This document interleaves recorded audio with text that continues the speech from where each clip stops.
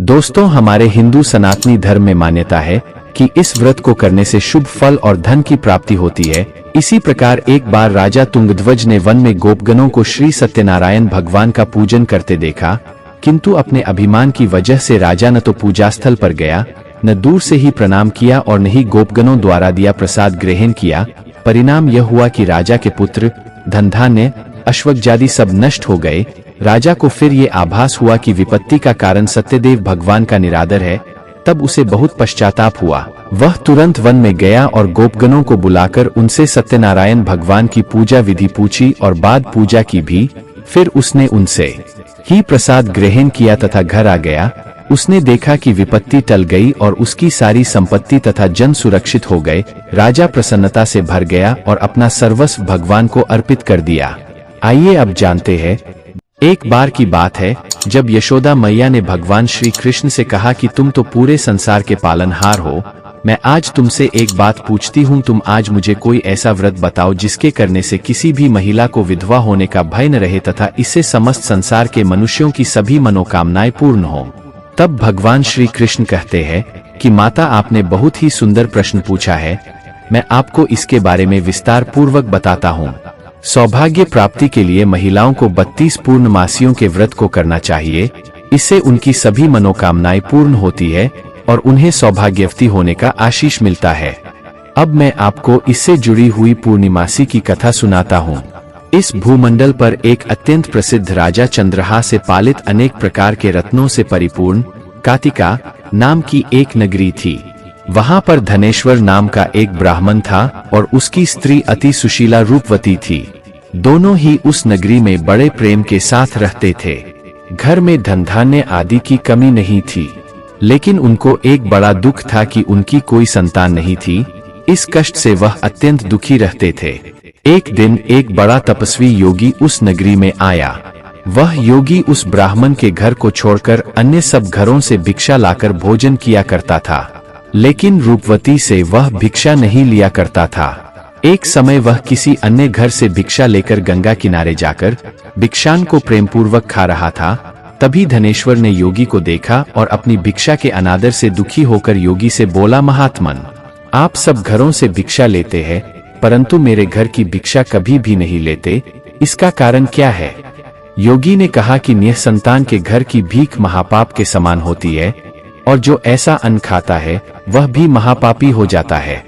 चूंकि तुम निःसंतान हो, आठ महापापी हो जाने के भय से मैं तुम्हारे घर की भिक्षा नहीं लेता हूँ।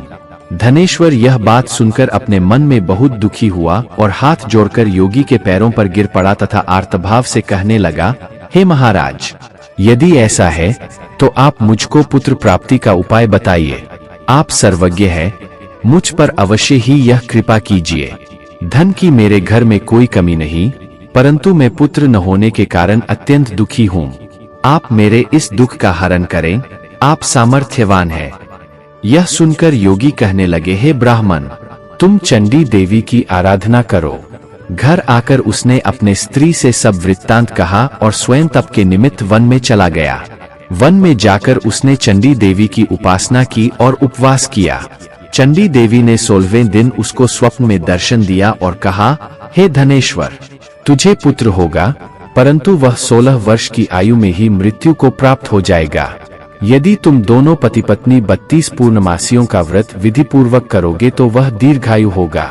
जितनी तुम्हारी सामर्थ्य हो उतने आटे के दिए बनाकर शिवजी का पूजन करना और पूर्णमासी का व्रत रखना। प्रातःकाल होने पर इस स्थान के समीप ही तुम्हें एक आम का वृक्ष दिखाई देगा। उस पर चढ़कर एक फल तोड़कर शीघ्र अपने घर चले जाना और अपनी स्त्री से सब वृत्तांत कहना। जब वह श्री शंकर जी का ध्यान करके उस फल को खा लेगी, तब भगवान शंकर की कृपा से वह गर्भवती हो जाएगी। जब वह ब्राह्मण प्रातःकाल उठा तो उसने उस स्थान के पास ही एक आम का वृक्ष देखा जिस पर एक आम का फल लगा हुआ था। उस ब्राह्मण ने उस आम के वृक्ष पर चढ़कर उस फल को तोड़ने का प्रयत्न किया, परंतु कई बार प्रयत्न करने पर भी वह वृक्ष पर न चढ़ पाया। तब उस ब्राह्मण को बहुत चिंता हुई और वह विघ्न विनाशक श्री गणेश जी की वंदना करने लगा और बोला, हे दयानिधे, अपने भक्तों के विघ्नों का नाश करके उनके मंगल कार्य को करने वाले, दुष्टों का नाश करने वाले, रिद्धि सिद्धि को देने वाले, आप मुझ पर कृपा करके इतना बल दे कि मैं अपने मनोरथ को पूर्ण कर सकूं। इस प्रकार गणेश जी की प्रार्थना करने पर उनकी कृपा से धनेश्वर वृक्ष पर चढ़ गया और उसने एक अति सुंदर आम का फल देखा। उसने विचार किया कि जो वरदान से फल मिला था वह यह है, और कोई फल दिखाई नहीं देता। उस धनेश्वर ब्राह्मण ने जल्दी से उस फल को तोड़कर अपनी स्त्री को लाकर दिया और उसकी स्त्री ने अपने पति के कथनानुसार उस फल को खा लिया। इसके पश्चात वह गर्भवती हो गई। देवी जी की असीम कृपा से उसे एक अत्यंत सुंदर पुत्र की प्राप्ति हुई, जिसका नाम उन्होंने देवीदास रखा। माता पिता के हर्ष और शोक के साथ वह बालक शुक्ल पक्ष के चंद्रमा की भांति बढ़ने लगा। भवानी की कृपा से वह बालक बहुत ही सुंदर, सुशील और पढ़ने में बहुत ही निपुण हो गया। चंडी देवी की आज्ञानुसार उसके माता पिता ने 32 पूर्णमासी का व्रत रखना प्रारंभ कर दिया था, जिससे उसका पुत्र दीर्घायु हो जाए। 16वां वर्ष लगते ही देवीदास के माता पिता को बड़ी चिंता हो गई कि कहीं उनके पुत्र की इस वर्ष मृत्यु न हो जाए। इसलिए उन्होंने अपने मन में विचार किया कि यदि यह दुर्घटना उनके सामने हो गई तो वे कैसे सहन कर सकेंगे। उन्होंने देवीदास के मामा को बुलाया और कहा कि हमारी इच्छा है कि देवीदास 1 वर्ष तक काशी में जाकर विद्याध्ययन करे और हम उसको अकेला भी नहीं छोड़ना चाहते, इसलिए साथ में तुम चले जाओ और 1 वर्ष के पश्चात इसको वापस लौटा लाना। सब प्रबंध करके उसके माता पिता ने काशी जाने के लिए देवीदास को एक घोड़े पर बैठाकर उसके मामा को उसके साथ विदा कर दिया। धनेश्वर ने अपनी पत्नी के साथ अपने पुत्र की मंगल कामना तथा दीर्घायु के लिए भगवती दुर्गा की आराधना और पूर्णमासियों का व्रत करना आरंभ कर दिया। इस प्रकार उन्होंने 32 पूर्णमासी का व्रत पूरा किया। कुछ समय पश्चात एक दिन वह दोनों मामा और भांजा मार्ग में रात्रि बिताने के लिए किसी ग्राम में ठहरे हुए थे।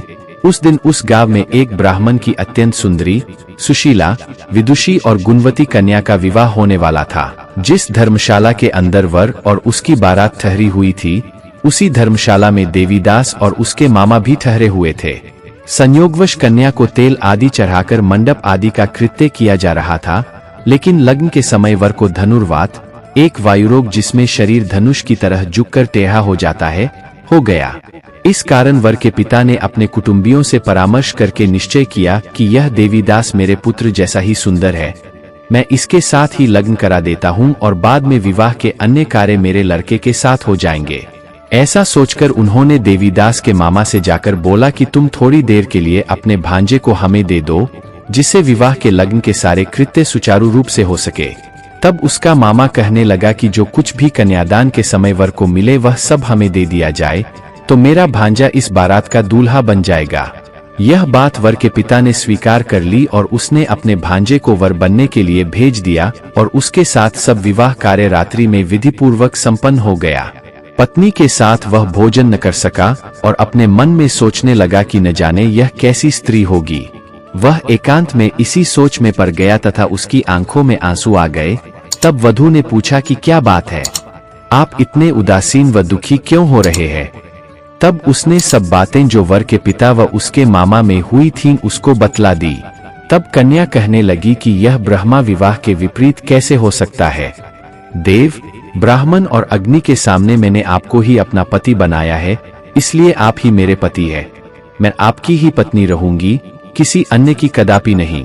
तब देवीदास ने कहा, ऐसा मत करिए क्योंकि मेरी आयु बहुत कम है। मेरे पश्चात आपकी क्या गति होगी, इन बातों को अच्छी तरह विचार लो। परंतु वह दृढ़ विचार वाली स्त्री थी, बोली कि जो आपकी गति होगी वही मेरी गति होगी। हे स्वामी, आप उठिए और भोजन करिए, आप निश्चय ही भूखे होंगे। इसके बाद देवीदास और उसकी पत्नी दोनों ने भोजन किया तथा शेष रात्रि वे सोते रहे। प्रातःकाल देवीदास ने अपनी पत्नी को 3 नगों से जड़ी हुई एक अंगूठी दी, एक रुमाल दिया और बोला, हे प्रिय, इसे लो और संकेत समझकर स्थिर चित्त हो जाओ। मेरा मरण और जीवन जानने के लिए एक पुष्पवाटिका बना लो, उसमें सुगंधी वाली एक नवमल्लिका लगा लो, उसको प्रतिदिन जल से सिंचा करो और आनंद के साथ खेलो कूदो तथा उत्सव मनाओ। जिस समय और जिस दिन मेरा प्राणांत होगा, ये फूल सूख जाएंगे और जब ये फिर हरे हो जाए तो जान लेना कि मैं जीवित हूँ। यह समझा कर वह चला गया। प्रातःकाल होते ही वहां पर गाजे बाजे बजने लगे और जिस समय विवाह के कार्य समाप्त करने के लिए वर तथा सब बाराती मंडप में आए तो कन्या ने वर को भली प्रकार से देखकर अपने पिता से कहा कि यह मेरा पति नहीं है। मेरा पति वही है जिसके साथ सत्र में मेरा पानी ग्रहण हुआ था। इसके साथ मेरा विवाह नहीं हुआ है। यदि यह वही है तो बताए कि मैंने इसको क्या दिया। मधुपर्क और कन्यादान के समय जो मैंने भूषणादि दिए थे उन्हें दिखाए, तथा रात में मैंने क्या गुप्त बातें कही थीं वह सब सुनाए। पिता ने उसके कथनानुसार वर को बुलवाया गया। कन्या की यह सब बातें सुनकर वह कहने लगा कि मैं कुछ नहीं जानता। इसके पश्चात लज्जित होकर वह वहां से चला गया और सारी बारात भी अपमानित होकर वहां से लौट गई। भगवान श्री कृष्ण बोले, हे माता। इस प्रकार देवीदास काशी विद्याध्ययन के लिए चला गया। जब कुछ समय बीत गया तो काल से प्रेरित होकर एक सर्प रात्रि के समय उसको डसने के लिए वहां पर आया। उस विषधर के प्रभाव से उसके शयन का स्थान चारों ओर से विष से विषैला हो गया, परंतु व्रत के प्रभाव से उसको काट न पाया, क्योंकि पहले ही उसकी माता ने 32 पूर्णिमा का व्रत कर रखा था। इसके बाद मध्याह्न के समय स्वयं काल वहां पर आया और उसके शरीर से उसके प्राणों को निकालने का प्रयत्न करने लगा, जिससे वह मूर्छित होकर पृथ्वी पर गिर पड़ा। भगवान की कृपा से उसी समय पार्वती जी के साथ भगवान शंकर वहां पर आ गए। उसको मूर्छित दशा में देखकर पार्वती जी ने भगवान शंकर से प्रार्थना की कि हे प्रभु, इस बालक की माता ने पहले 32 पूर्णिमा का व्रत किया था, जिसके प्रभाव से हे भगवान आप इसको प्राण दान दें। भवानी के कहने पर भक्तवत्सल भगवान शिव ने उसको प्राण दान दे दिया। इस व्रत के प्रभाव से काल को भी पीछे हटना पड़ा और देवीदास स्वस्थ होकर बैठ गया। उधर उसकी स्त्री उसके काल की प्रतीक्षा किया करती थी। जब उसने देखा कि उस पुष्प वाटिका में पत्र पुष्प कुछ भी नहीं रहे तो उसको अत्यंत आश्चर्य हुआ, और जब वह वैसे ही हरी भरी हो गई तो वह जान गई कि वह जीवित हो गए हैं। यह देखकर वह बहुत प्रसन्न मन से अपने पिता के कहने लगी कि पिताजी, मेरे पति जीवित है, आप उनको ढूंढना शुरू करें। जब 16वां वर्ष व्यतीत हो गया तो देवीदास भी अपने मामा के साथ काशी से चल दिया। इधर उसके ससुर उसे ढूंढने के लिए अपने घर से जाने वाले ही थे कि वह दोनों मामा भांजा वहां पर आ गए। देवीदास को आता देखकर उसका ससुर बड़ी प्रसन्नता के साथ अपने घर में ले आया। उस समय नगर के निवासी भी वहां इकट्ठे हो गए और सबने निश्चय किया कि अवश्य ही इसी बालक के साथ इस कन्या का विवाह हुआ था। उस बालक को जब कन्या ने देखा तो पहचान लिया और कहा कि यह तो वही है जो संकेत करके गया था। तदुपरांत सभी कहने लगे कि भला हुआ जो यह आ गया, और सब नगरवासियों ने आनंद मनाया। श्री कृष्ण जी कहने लगे कि इस प्रकार धनेश्वर 32 पूर्णिमाओं के व्रत के प्रभाव से पुत्रवान हो गया।